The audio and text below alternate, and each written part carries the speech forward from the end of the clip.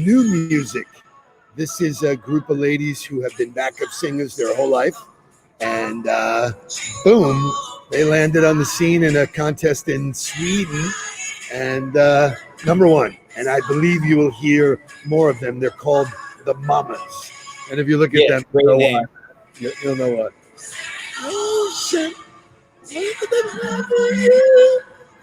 So you said it's a love fest. Is that okay? Can we have a love fest? Absolutely.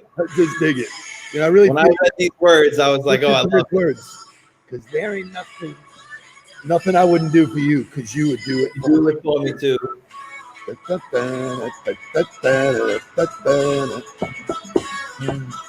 Chaz back in the house. Been missing you, brother. That is awesome. Jason Lewis showing up from Dallas, man. Way to go, brother.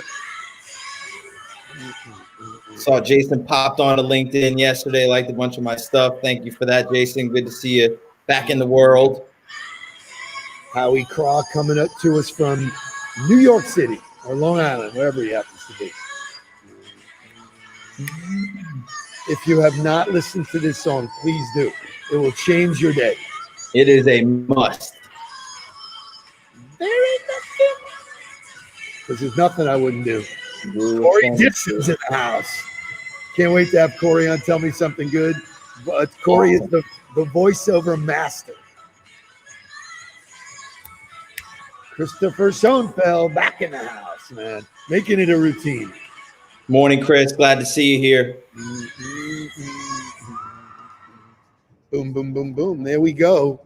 That's today's music. We're 8:01. The regular crowd is shuffling in.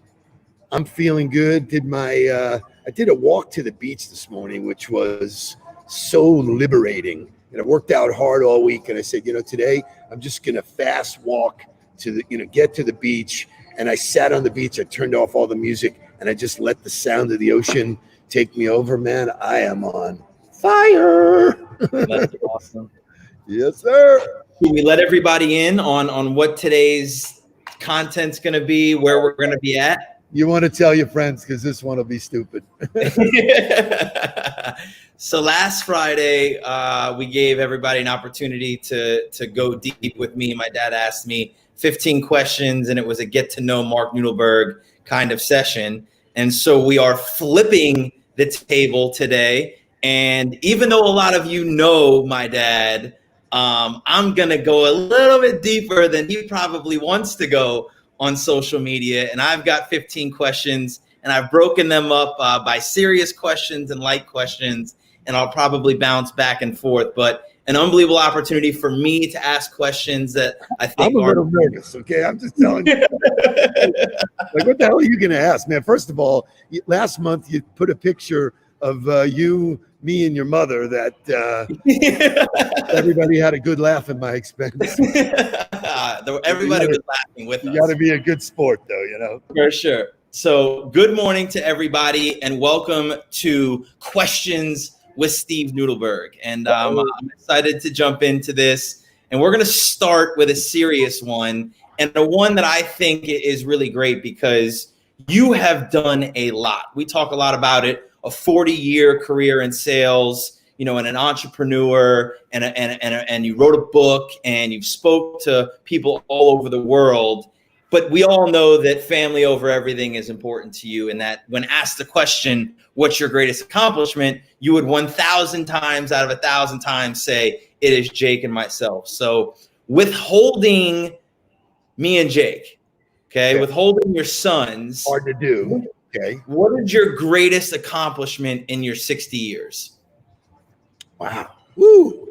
My greatest accomplishment. Greatest accomplishment, the thing you're most proud of.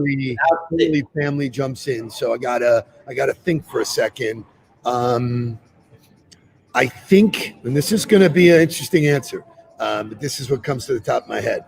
I think finding out who I really was. I think my greatest accomplishment was I had lots of achievements early in my life, and they all felt empty. They didn't really resonate with me because I was on that track where, go to school, get a job, make a lot of money, get married, have kids, and I bought off on what I was told. I bought a house. I was 22 or 21. I bought a house, which was the dumbest thing I ever did. So I think there was a time in my life when, and I think it was right about the time that I decided to exit, ABC and jump out on my own, where I just said, you know what, I don't, this is not where I want to be. And I want to explore more of me, and the exploration of me and who I am and what I'm all about and what my purpose, clearly, it's good shit. That's good. Actually have some questions that are a follow-up to that, but we'll hold on that because I'm going to bounce around from serious to light, because if you know my dad like I know my dad, the next question is going to be the most telling of all questions. And that question is, if you could only drink beer, wine, or liquor for the rest of your life, 1, 2, or 3, which one would it be, and what brand would it be, and why? Hands down, I'm a Guinness guy. Guinness beer, that's it. You're done. No tequila, no vodka, no wine. You're going Guinness beer forever? I love all of that stuff, but consistently, when I drink a Guinness, it's like a fucking milkshake. It's like, wow. It's yeah. So, and I will tell you that's brought on by, I was fortunate enough to be in Dublin, and I visited the factory, and I became a master pourer, and the whole thing behind it. I'm a mood drinker to begin with. There are times for tequila, there's times for wine, there's times for all of that. And so, if I had to give them all up and have one, I want my Guinness. I love that. Actually, if you remember their ad campaign, brilliant. So I was gonna say you were like the ultimate, customer experience story for them, because of all the things you could drink, you just picked Guinness because you were there, because they made you a brand ambassador, and because their marketing has worked on you for forever. So shout out to Guinness. They did a great job turning Steve Nudelberg. And you know what? Here's the cool thing. At the end of the day, no matter what you're buying, you got to really like the taste. You can go for all of the bullshit, all of the prestige, and all of the story and stuff. I think Guinness tastes great. I really do. 1,000 out of 1,000 times I would have lost that bet. I was going tequila the whole way. I was going Casamigos Silver, done and done. But okay, good to know. If you broke it down into favorite tequila, then I would have gone. Right. I probably would have said 1942, because it's a celebratory thing that we celebrate all big occasions. Every time we have an occasion, there's always a bottle exchanged. Okay, jumping back into serious, which is a good follow-up question. And I think what was great about what you said about learning who you are, I think the important thing to remember for saying that for most people is that you talk about that starting to happen when you left ABC, and it continues to happen today. I think you constantly evolve. You're looking for new music. You're constantly bringing new things in, testing, trying, and then either adding or removing, which is a true testament to you. So father, son, brother, husband, grandfather, author, trainer, speaker, coach, entrepreneur, CEO, sales doer, podcaster, connector are just a few of the words to describe you. I left out all of the bad ones, of course. And there are plenty of bad ones, people. If you could use just one word to describe yourself, what would it be? And why? Driven.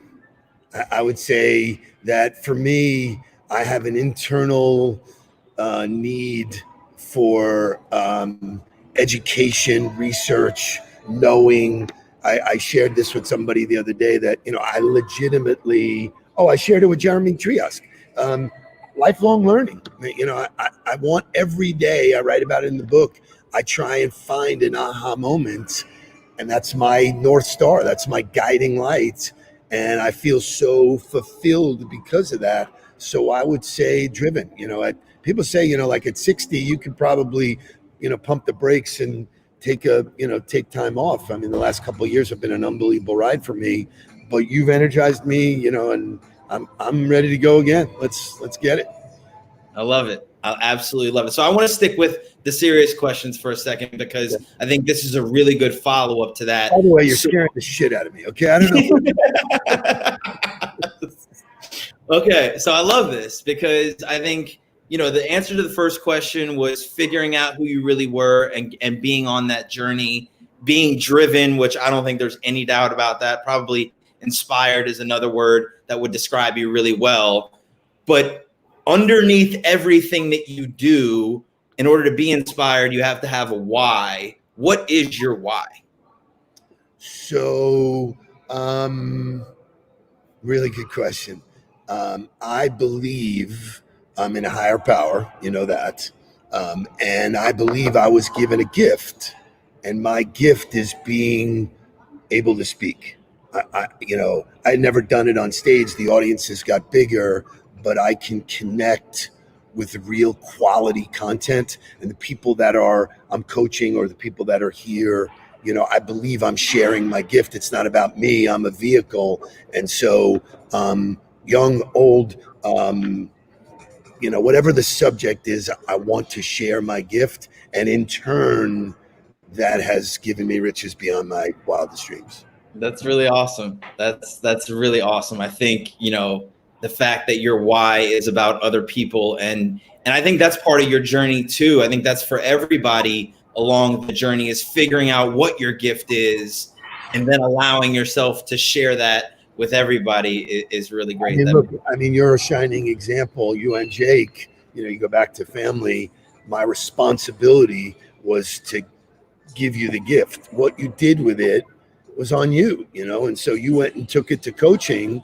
I couldn't be more thrilled that you're back doing it together, because I'm inspired and jacked up every single morning. But the reality is, that was my gift to give to you. And now you're taking it and you'll give it to your son, and you're giving it to Jake, and you're giving it to the people in your world. And just the way people react to you is such a warm thing for me. It's incredible. All right, got to get out of the serious questions. Otherwise, I'm going to cry. Yeah, me too. Okay, here we go. Getting light again. Okay, here we go. Best hamburger you have ever had, and the story behind it. Oh, hands down. If it doesn't happen at 1:30 in the morning, I'm going to be pissed about the story. Well, actually, it's at the Tub in Hollywood. It is. That's where I grew up. It's a place that is a dump, and I really mean a dump. The place has toilets throughout it. That used as potting plants and tables, and they use old toilets. So, and in a GQ story years and years ago, it was voted one of the top 10 hamburgers in the world. And so again, I'm one of those guys that's an experienced guy. A great the most unbelievable hamburger in a nebulous kind of environment. All right, but going to Le Tub was a high school thing, a college thing, an adult thing, and it's on the water, and I can have a unbelievable burger with my Guinness, and it's fantastic. I love that. That's awesome. And I think that makes sense to me, because I remember as a kid in our first house in Miramar, and I think even in Cooper City, we had a toilet that had a plant in it. Yep. For a long time. I actually bought a toilet and put a plant in it as my homage to the Tub. That's classic. That's classic. And shout out to Donna, who said, "Mark, you look great in a jacket." By the way, thank you. I think it's time. I think it's time for another visit with Bob. I think I got to increase the variety in the closet. Okay, so you are an inspiring person. I don't think there's anybody that would take that away. Your actions are inspired, and you inspire others. And you kind of hit on this a little bit already, but when did you find your purpose? When did you know that your gift of connecting? Was it when Jerry had you speak to people for the first time? Was it when you were at ABC leading a sales team and growing that business immensely? When it's in high school, when did you know what your purpose was? That's really interesting. I think if I were to try and find an aha moment, it was sitting down with Warren Struhl. We were working on a product called Sheets. LeBron, Pitbull, Serena, everybody. We had everybody on board. They were investing. Jesse Itzler was involved. was an amazing time for me. And my responsibility there was to really drive, new revenue, early revenue. We got into every retailer. It was an amazing story. And then one day we were sitting there sort of reviewing what we were doing. And he said to me, he goes, "So what do you do?" And Warren and his Warren. And the way he would say that would be so like antagonistic. Right. He's like, so what do you do? He goes, I have friends that say, hey, I see you friendly with this guy Nudelberg. Like, what does he do? What does he do? What does he mean? And he goes, I can't tell them. I don't really know. And he said it as like a fucking jab. It was right. Like, bam. Ooh, that would hit below the belt. And as a marketing and branding and sales guy, it really hurt me. And so I realized that I was just a chameleon. I was what everybody wanted me to be at that time, which I thought that was the gift. It really isn't the gift. The gift is being true to who you are 24 hours a day and letting people digest you the way they have to or not. And some people throw up when they hear my name, and that's okay. I'm okay with that. What a nugget. What a nugget. Being true to who you are and being okay with that. Jake just said he still doesn't know what I do. Classic. It requires actually getting into the business to figure it out. I can promise you. The picture of us as the Three Stooges just made a lot of sense to me. Yeah. Okay, I'm sticking with these questions because these are really good and I want to dive deeper. I never got a chance to work with Poppy. Poppy passed away when I was relatively little. I have memories of being on his lap and going and visiting him at his condo, but I never really got a chance to work with him. If I could have worked with him, and he's your mentor, what is the one lesson you would have wanted him to pass on to me? So he's the guy that I wrote my section of Standing O, which if you have not bought the book Standing O, all the proceeds go to charity. It was 52 entrepreneurs who all wrote a story about who they'd give a Standing O to, and I gave a Standing O to my grandfather, and the other 51 authors were all like flipped out about my story. He was an amazing influence to me, but he was a prick. He was the old school, hard. And he looked at me all the time and said, every time I knock you down, I'll make sure you get up stronger. And, I thought working with somebody that cared about me was hugging and consoling and giving me the benefit of the doubt. And he didn't. He never gave me the benefit of the doubt. He always pushed me beyond what I thought my capabilities were. So that's awesome. That's awesome. I think that's important for everybody here listening, is to remember that it's okay to knock them down. I think that's real love, is being willing to push people beyond their boundaries in a world where it's become almost the norm to just encourage no matter what. Fantastic. I love this. I got you right now. I got you. I'm reveling in this. That's awesome. This is great content, and I'm really happy about it. All right, I'll give you a break on the tough questions. Woo. The best vacation you have ever taken, and we've taken some doozies, and you've taken some doozies. You've been on like the NBA Jams cruises, or the NBA TV cruises, whatever those things were, with Ahmad Rashad. So actually won the 300 tournament. I know. So best vacation ever. Give it to me. You, me, and Jake in the Bahamas.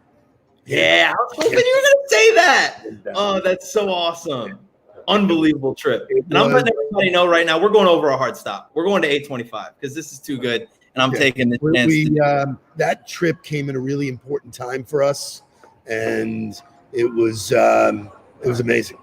It was amazing. We spent, I don't know how many days. We spent days in Atlanta. Great people, everybody. We met people that were on cruises, popping in and out. We were connecting, and what an amazing vacation that was for the three of us. That's the line that defined my life. Every time he knocked me down, I got up stronger, and I love that man. I wake up every single morning in my dressing room with a picture. I talk to my grandfather every day.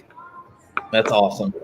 That's awesome. Okay, I'm gonna get back into it. On the Ball has taken a few forms throughout its life. It started as a sports marketing company, transitioned to a full functioning ad agency, buying ads and really at the forefront of Facebook, transitioned even further into a business development firm and an investment firm.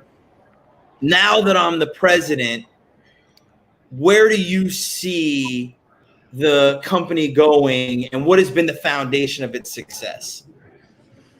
It's a loaded question. You know, we've been fortunate that we did not create restraints on growth. We were always ahead of the curve. We always looked to get into where we could take our skill sets. You know, sports marketing was, you know, the place where we really honed our skills. And then people said, wow, we like the way you think. Can you do more? And I hated the time that we were an advertising agency. I hated it. Was arbitrary and, you know, just it was not a good place for me to be. And so here you have somebody, in my mind, I thought I was one of the best salespeople around, and I'm really in the marketing space, which is, well, I like it red and I like it blue. And, you know, it's just very nebulous. And I think marketing people are like that. You know, they're not focused on how to sell something. They're focused on making pretty pictures. So having said all that, I think the exciting part for me is that having you on board is that we can scale the delivery of our message. You know, the last 4 or 5 years, you know, 6 years, you know, after I sold On the Ball and basically just kind of did my own thing, I was reaching as many people as I could, but it's limited. I was really me and Shay, you know, and now you and now Scott and your plans to bring more people and the conversations we're having with large organizations about what we do, how we do it, why we do it, are resonating at a level I never dreamed of. And so I think we're in our sweet spot. And I think people who see what we're doing, whether they're, you know, taking it or we're using, you know, buying it for their organizations, it's really amazing to watch. I love it. Okay, so I want to get to 2 more questions and then we'll let everybody jump. But carrying right off of that one, what do you want your legacy to be? You know, I think we're in a place where we see the future of growing and continuing, and I love where you're at, and I hope you're on this ride for me for a lot longer. But what do you want your legacy to be?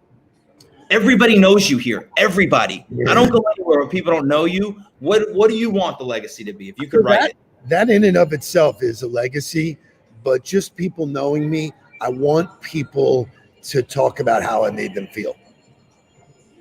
Look at that. Awesome.